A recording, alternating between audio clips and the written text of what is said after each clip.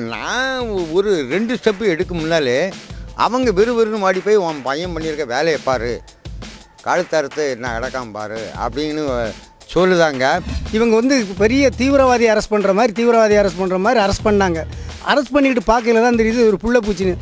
ஆனால் எங்களை உசுப்பு முன்னாலே ஒரு மணி நேரத்துக்கு மேலே இவங்க எல்லா கதையுமே முடிச்சுட்டு தான் எங்களை உசுப்பு.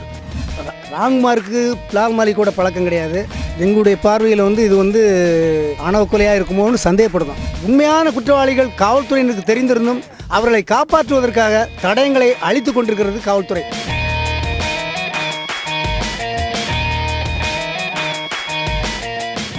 உங்களை பற்றி கொஞ்சம் சொல்லுங்கள் சார். நீங்கள் என்ன வேலை பார்க்குறீங்க? நான் பிஎஸ்என்எல்ல லைன்மேனாக இருக்கிறேன். எனக்கு 3 குழந்தைகள்.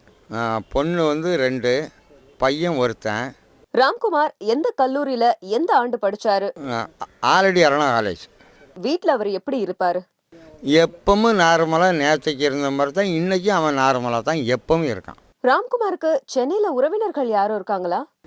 யாரும் கிடையாது. எனக்கு உறவினர்களை பற்றி நான் அதை சொல்லதுக்கு நான் விரும்பலை. ஜவுளி கடையில் வேலை பார்த்ததா தகவல்கள் வெளியாகி இருக்கு. அதெல்லாம் பொய்யாவுள்ள தகவல், போலீஸ் தகவல். சுவாதி கொலைக்கு பிறகு வீட்டுக்கு வந்த ராம்குமார் உங்ககிட்ட பிரச்சனை இருக்கு அப்படின்னு ஏதாச்சும் சொன்னாரா? பையன் எப்போ வந்தாலும் சரி ஆட்டோமேட்டிக்காக வருவான், குளிப்பான். அங்கேருந்து சென்னையிலேருந்து வந்ததுமே குளிக்க வேண்டியது. 2 தரம் பேப்பர் வாங்கிறதுக்கு என் வீட்டில் இடக்க வண்டி எடுத்துகிட்டு போவான். பேப்பர் வாங்கிட்டு வந்து படிச்சுட்டு 2 தரம் 1 மணிக்கு ஆட்டோமேட்டிக்காக அவன் எப்பவும் ஆடு வச்சது வழக்கம். அதே மாதிரி 7 மணிக்கு வந்து ஆட்டோ அடைச்சிட்டு நீட்டாக வந்து குளிக்க, அதே மாதிரி பேப்பர் பார்க்க, வீட்டுக்குள்ளே படுக்க 10 மணிக்கு மேலே தான் அவன் படுப்பான். வாரம்லாம் கிடையாது. மாதத்துக்கு ஒரு நாள் எப்போது பணம் வாங்கிறதுக்காக வருவான். நான் அனுப்பலனா தான், என்னால் முடியலனா தான் வருவான், இல்லைன்னா வரமாட்டான். அது வந்து என் பையன் வந்து வரும். ராம்குமார் தான் குற்றவாளி அப்படின்னு போலீசார் உங்கள் வீட்டுக்கு வந்த போது என்ன நடந்தது? ஆனால் கரண்டே கிடையாது. சூப்பராக இதே போலீஸு, இதே அவர் என்ன பாலமுருகன் இவர் வரையில் தான் ஆஃப் பண்ணிட்டு வந்து தான் எனக்கும் தெரியாமல் என் வீட்டுக்காரிக்கும் தெரியாமல் என் பிள்ளையே பின்னாடி போய் என்கிட்ட வந்து கேட்டதே முத்துக்குமாரனை தான் கேட்டிருக்காங்க. என் பையன் பேரை சொல்லி கேட்டாலும் கூட நான் சொல்லியிருப்பேன். முத்துக்குமார் வீடு எதுன்னு கேட்காங்க. முத்துக்குமார் வந்து எனக்கு தெரியாது. நம்ம தெரிஞ்சால் தானே யாரையும் சொல்ல முடியும். அந்த நேரத்தில் என்ன நடந்துச்சுன்னா என்னையை வந்து உசுப்புதாங்க. என்னையை உசுப்பையில் என் வீட்டுக்காரி தான் எந்திக்கி, என் வீட்டுக்காரி போய் ஏதான் இந்த மாதிரி ஆள் வந்திருக்காங்க என்னன்னு கேளுங்க தான் அப்படின்னு. பொம்பளை வந்து பசக்குன்னு உள்ளே போக முடியாது அப்படின்ட்டு, வெளியே போக முடியாதுன்ட்டு என்னையை உசுப்பி என்னிட்ட சொல்லுது, தகவல் சொல்லுது. நான் எந்திரிச்சு போகிறேன். நான் சட்டை விடாமல் தான் போகிறேன். சட்டை விடாமல் போகையில் அவர் வந்து என்ன சொல்லுவாங்க, இந்த பறம் ஒரு டிஷர்ட்டும் இந்த பறம் ஒரு டிஷர்ட்டும் போட்டுக்கிட்டு, ஆனால் யூனிஃபார்ம் கிடையாது. யூனிஃபார்ம் போட்டிருந்தா போலீஸுன்னு எனக்கு தெரியும். யூனிஃபார்ம் இல்லாமல் வந்து டிஷர்ட்டை போட்டுக்கிட்டு, அப்போ உங்களுக்கு எத்தனை பிள்ளைன்னு கேட்காங்க. முத்துக்குமார் வீடு எதுன்னு கேட்கல. அப்போ முத்துக்குமார் வீடு எதுன்னு சொல்லாமல் உங்களுக்கு எத்தனை பிள்ளைன்னு கேட்காங்க. அப்போ நான் என்ன சொல்கிறேன், எனக்கு 3 பிள்ளைகள் தான். 2 பொண்ணும் இன்னும் என் பக்கத்தில் இப்படி தான் கையை நட்டி காமிக்கேன். இன்னும் என் பொண்ணு 2 என்ன படுத்திருக்கு, என் வீட்டம்மா என்ன படுத்திருக்கு, நான் இதில் படுத்திருக்கேன் ஐயா. அப்போ உங்கள் பையன் எங்கே படுத்திருக்காங்க. நான் பின்னாடி நான் தான் அவங்கள இருட்டுக்குள்ளேயே கூட்டிகிட்டு போகிறேன். கூட்டிகிட்டு போய் தான் பின்னாடி போய் காக்க முன்னால் நான் ஒரு 2 ஸ்டெப்பு எடுக்க முன்னாலே அவங்க விறுவிறுன்னு மாடி போய் உன் பையன் பண்ணியிருக்க வேலையை பாரு, கழுத்தறுத்து என்ன கிடக்காம பாரு அப்படின்னு சொல்லுதாங்க. சொல்லையில் வந்து ஒரு பீஸு வந்து இதிலே இடுப்பில் கிழக்கணிக்கு இப்படி நின்று சாத்தி வச்சுருக்காங்க. என் பையன் வந்து இப்படி படுத்திருக்கான். அப்போமெல்லாம் ரத்தமெல்லாம் உறைஞ்சி வச்சு.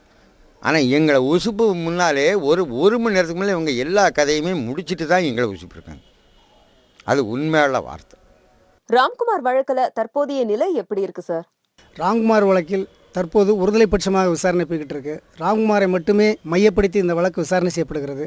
ராம்குமாரின் இந்த வழக்கின் உண்மையான குற்றவாளி யார் என்பதை நோக்கி காவல்துறை விசாரிக்காமல் ராம்குமார் என்பவரை குற்றவாளியை ஆக்க வேண்டும் என்ற நோக்கத்தோடு உண்மை குற்றத்தை மறைப்பதற்காக ராம்குமாரை மட்டும் மையப்படுத்தி மட்டும் விசாரணை நடப்பதால் இந்த விசாரணை நேர்மையற்ற விசாரணையாக நடந்து கொண்டிருக்கிறது. போலீசார் ராம்குமார் தான் குற்றவாளி அப்படின்னும் எங்ககிட்ட அதற்கான ஆதாரங்கள் முழுமையா இருக்குன்னு சொல்றாங்களே, அதை பத்தி சொல்லுங்க.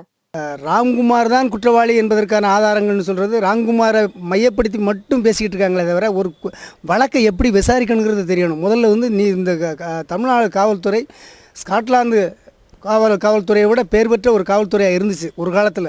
இன்றைக்கு என்ன அப்படின்னா பரிசுகளும் பாராட்டுகளுக்குமாக வேண்டி வழக்குகளை முடிப்பதற்காக மட்டும்தான் இந்த காவல்துறை செயல்பட்டு கொண்டிருக்கிறதே தவிர வழக்கில் உண்மை குற்றவாளிகளை மையப்படுத்தி வழக்கு விசாரணை நடைபெறவில்லை. இந்த விசாரணை திரைப்படத்தில் வந்தது கதை தான் இதுலேயும் நடந்துகிட்ருக்கு. வழக்கில் யாராவது ஒரு நபரை மையப்படுத்தி வழக்கை முடிக்கணும்னு தான் ஆசைப்படுறாங்களே தவிர வழக்கில் உண்மைத்தன்மையை வெளியே கொண்டு வரணும் அப்படின்னு ஆசைப்படலை. அதனால் நாங்கள் அவங்க கொடுக்குற ஆதாரங்களை முறையாக நீதிமன்றத்தில் முறியடிப்போம். உண்மை குற்றவாளிகளை கண்டுபிடிப்பதற்கும் நாங்கள் வழக்கு தாக்கல் செய்வோம். ராம்குமார் கழுத்து அறுக்கல, போலீசாருடன் வந்தவங்க தான் அறுத்தாங்க அப்படின்னு சொல்றீங்க, அது உண்மைதானா? நான் வந்து ஒரு நீதிபதியாகவும் இருந்தவங்க. நிறைய அந்த மாதிரியான மெடிக்கல் ஜூரிஸ்ப்ருடென்ஸில் வந்து எனக்கு கொஞ்சம் பரிச்சயம் உண்டு. அந்த அடிப்படையில் சொல்கிறேன், கழுத்தை தானாக செல்ஃப் இன்ஃப்ளிக்டட் இன்ஜுரிஸ் என்பது வந்து இந்த ராம்குமாருடைய காயம் இல்லை. ஏன்னா நான் பார்த்தேன் 18 தையல் போடுற அளவுக்கு கழுத்தில் ஒரு நபரால் காயத்தை ஏற்படுத்தி கொள்ள இயலாது. இதை டாக்டர் புலனாய்வு மருத்துவர்களை வைத்து இது சம்மந்தமாக தனியாக நாங்கள் வந்து அவங்கள்ட்டையும் டிஸ்கஸ் பண்ணிட்டோம். அந்த அடிப்படையில் இந்த காயத்தை தன்னிச்சையாக ஏற்படுத்தியிருக்க இயலாது என்று எங்களுக்கு தகவல் கிடைச்சிருக்கு. அதை நாங்கள் ஆதாரப்பூர்வமாக தன்னிச்சையாக இந்த காயத்தை ஏற்படுத்த முடியாது என்பதை விஞ்ஞானபூர்வமாக நிரூபிப்போம். போலீஸ் ஏன் அவருடைய கழுத்தை அறுக்கணும்? என்ன காரணம்? போலீஸார் வந்து இப்போ வந்து உண்மை குற்றவாளிகள் அவங்களுக்கு தெரிஞ்சிருக்கும். அப்போ வந்து இந்த வழக்கை முடிக்கணும். அப்போ அதுக்கு யாராவது ஒரு பைத்தியாரம் கிடைக்கணும். இவங்க வந்து பெரிய தீவிரவாதியை அரெஸ்ட் பண்ணுற மாதிரி அரெஸ்ட் பண்ணாங்க. அரெஸ்ட் பண்ணிக்கிட்டு பார்க்கல தான் தெரியுது ஒரு புள்ள பூச்சின்னு. அதுக்காக வேறு வழி இல்லை, நம்ம அரெஸ்ட் பண்ணிட்டோம், இந்த வழக்கை இதோட முடிச்சிடணும் அப்படிங்கிறதுக்காக ராம்குமாரை கழுத்தறுத்துக்கிட்டு பேச இயலாத நிலையை ஆக்கி அவரை வந்து இந்த லெவலில் வச்சுட்டாங்க. ராம்குமாருடைய உடல்நிலை இப்போ எப்படி இருக்கு? நாங்கள் அன்றைக்கு பார்த்ததுல இல்லை, அவர் இன்னும் மனநோயாளியாக தான் இருக்கார். அவர் கடுமையான மனநோயாளியாக இருக்கார். அவரை வந்து பெரிய மனநோய் மருத்துவமனையில் வச்சு அவருக்கு சிகிச்சை அளித்து அதன் பின்னால் அவருக்கு பெறக்கூடிய வாக்குமூலங்கள் தான் ஏற்புடையதாக இருக்குமே தவிர இப்போ எந்த வாக்குமூலமும் ஏற்புடைய வாக்குமூலம் இல்லை. போலீசார் விசாரணையில வாக்குமூலம் மற்றும் முக்கிய தகவல்கள் கிடைச்சிருக்குன்னு சொல்றாங்க, அதை பத்தி நீங்க என்ன சொல்றீங்க? அது போலீஸ் முக்கிய தகவல் கிடைச்சிருக்கு, அந்த தகவல்கள் கிடைச்சிருக்குன்னு சொல்றதெல்லாம் வந்து அவர்கள் தயார் பண்ண தடயங்கள். அது விஞ்ஞானபூர்வமாக நாங்கள் முறியடிப்போம். சுவாதிக்கு ஏற்பட்ட காயங்களுடைய தன்மை, அது எந்த ஆயுதத்தால் எப்படி ஏற்படுத்தப்பட்டிருக்கும், எந்த நிலையில் இந்த காயத்தை ஏற்படுத்த முடியும், இவருடைய உடல் வாகு என்ன, அடுத்தவருடைய உடல்வாகு என்ன, இந்த காயத்திற்கும் அதற்கும் சம்மந்தம் இருக்கா இல்லையாங்கிறத விஞ்ஞானபூர்வமாக நிரூபிப்போம். இந்த வழக்குடைய உண்மை நிலை என்ன? எதுக்காக இந்த கொலை நடந்திருக்கும் அப்படின்னு நீங்க நினைக்கிறீங்க? எங்களுடைய பார்வையில் வந்து இது வந்து ஒரு ஆணவ கொலையாக இருக்குமோன்னு சந்தேகப்படுதோம். ஏனென்றால் சுவாதி ஒரு நல்ல நேர்மையான பெண்மணியாக இருந்திருக்காங்க. ஏன்னா எந்த மதத்தின் சார்பாக இல்லாமல் தன்னுடைய காதலில் உறுதியாக இருந்ததாக தெரிய வருது. அந்த சுவாதி போன்ற சகோதரிகளுக்கு நாங்கள் வந்து என்றைக்கும் வந்து ஆதரவாக இருப்போம். இன்னும் ஒரு சுவாதிகளுக்கு இந்த மாதிரி நிலை ஏற்படாமல் இருப்பதற்கு நாங்கள் பாடுபடுவோம். சுவாதி கொலை ஆணவ கொலையா இருக்கலாம் அப்படின்னு சொல்றீங்க, ஆனா ஆணவ கொலைனா இப்படி கொடூரமா மக்கள் நடமாடுற இடத்துல யாராச்சும் வச்சு பண்ணுவாங்களா? ஆமாம், நீங்கள் வந்து சங்கர் கொலையை வந்து என்ன ரகசியத்தில் வச்சு செஞ்சாங்க. சங்கர் கோயிலில் உடுமலைப்பேட்டை சங்கர் கொலையை வந்து பப்ளிக்காக வச்சு தான் செஞ்சாங்க. அதாவது மக்கள் பயப்படணும், இனிமேல் இந்த பெண்கள்லாம் பயப்படணும் அப்படின்னு கூட செய்யறதுக்கு வாய்ப்பு இருக்குல்ல. ஏன்னா இது ஆடிட்டர்ஸ் ரமேஷ் எப்படி வெட்டப்பட்டாரோ அதே மாதிரி வெட்டப்பட்டிருக்குது. இதே மாதிரி ஆந்திரா இதுகளில் கல்புரிக்கு இந்த மாதிரியான பெரிய தலைவர்கள் இடதுசாரி சிந்தனையாளர்கள் வெட்டப்பட்ட இதில் இதே மாதிரி தான் வெட்டு விழுந்திருக்கு. இதுகளெல்லாம் வச்சு பார்க்கும்போது இது வந்து நிச்சயமாக ஒரு சாதாரண ஆள் செஞ்சிருக்கிறதுக்கு இல்லை, இதில் பெரிய பின்னால் வந்து ஒரு சக்தி இருக்குது. நுங்கம்பாக்கம் ரயில் நிலையத்தில் ராம்குமார் கொலை எப்படி செஞ்சேன் அப்படின்னு நடிச்சு காட்டினதா போலீசார் சொல்றாங்க, அதை பத்தி சொல்லுங்க. போலீசார் சொல்லி கொடுத்த மாதிரி நடின்னு சொல்லியிருப்பாங்க, அது மாதிரி நடிச்சு கேட்டிருப்பாரு. பிலால் மாலிக் அப்படிங்கிற வாலிபர் போலீஸ் விசாரணை வளையத்துல இருக்காரு, அவருக்கும் ராம்குமாருக்கும் பழக்கம் ஏதாச்சும் இருக்கா? ராம்குமாருக்கு பிலால் மாலிக்கோட பழக்கம் கிடையாது. ஆனால் பிலால் மாலிக்கை பற்றி நான் வந்து எதையும் சொல்ல விரும்பலை. அது காவல்துறையினர் ஏன் பிலால் மாலிக்கை தீவிரமாக விசாரணை செய்ய மறுக்காங்க அப்படிங்கிறத பொறுத்து எங்களுக்கு பெருத்த சந்தேகம் ஏற்படுது. இதில் வந்து யார் உண்மை குற்றவாளி என்பதை வந்து நாங்கள் சிபிஐ விசாரணை கேட்டிருக்கோம். இந்த அமைப்பு இல்லாமல் வேறு சிபிஐ வந்துச்சு அப்படின்னா, அல்லது சிபிஐ போன்ற வேறு இண்டிபெண்டன்ட் அமைப்பு வந்துச்சுன்னா நிச்சயம் உண்மை குற்றவாளிகள் வெளியே வருவாங்க. பெங்களூர்ல இருந்து லேப்டாப் விவரங்களை அழிக்க சொல்றாங்க, அதை பற்றி சொல்லுங்க. இப்போ லேப்டாப்பை முடக்கி வச்சுருக்காங்க. ஏன் லேப்டாப்பை முடக்கி வச்சுருக்காங்க? அதை ஏன் அங்கே அது என்னன்னு இது எவ்வளோ விவரம் தெரியலை. அதுவே சட்டப்படியான குற்றம். அப்போ உண்மையான குற்றவாளிகளை கண்டுபிடிக்கிறதுக்கு இது ஆதாரங்களை அளிப்பதற்கு காவல்துறை ஏன் முயற்சி பண்ணுது? லேப்டாப்பை வந்து இன்றைக்கி கைப்பற்றி அவங்க வச்சுருக்கணும். யார் கைப்பற்றி வச்சுருக்கணும்? காவல்துறை கைப்பற்றி வச்சுருக்கணும். ஆனால் லேப்டாப் வந்து காவல்துறை கைப்பற்றி வைக்கலை.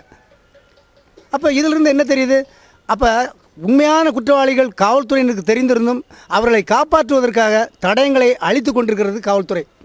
சுவாதிக்கு பெங்களூர்ல பதவி திருமணம் நடந்ததா நீங்க சொன்னதாக தகவல்கள் வெளியாகி இருக்கு. அதை பத்தி கொஞ்சம் சொல்லுங்க.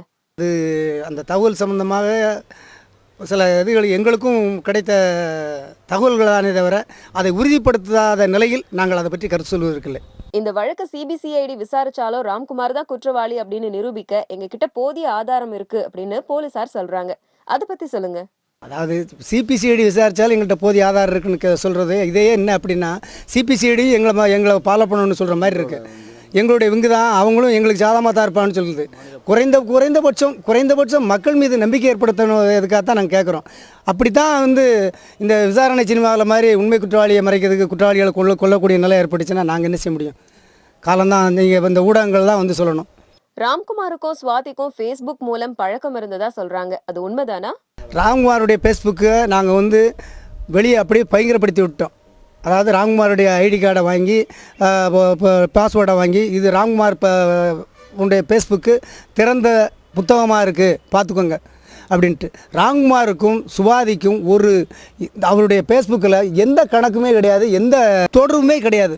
ராம்குமாருக்கு என்ன மாதிரியான ஆபத்து இருக்குன்னு நினைக்கிறீங்க?